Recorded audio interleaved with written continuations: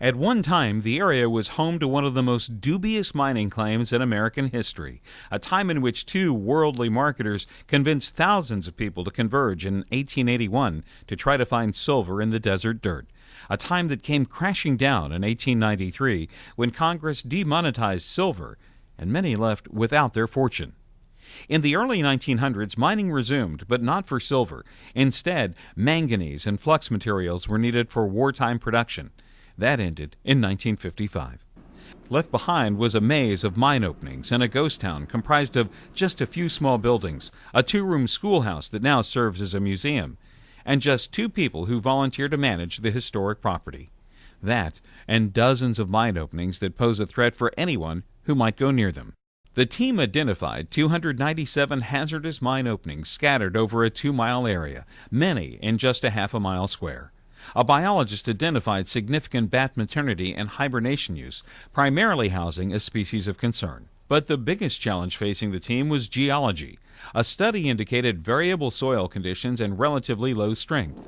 While some of the mines went as deep as 100 feet, the openings themselves were within a few feet of the surface, meaning they were subject to collapse. After investigating the use of more traditional techniques to close some of the openings, the AML team realized some would require different treatment.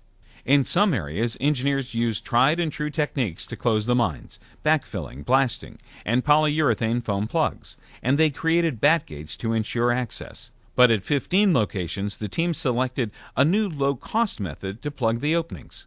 With traditional techniques off the table, the team turned to using toroid tire plugging. In this method, engineers use old earth-moving equipment tires to shore up the entrances.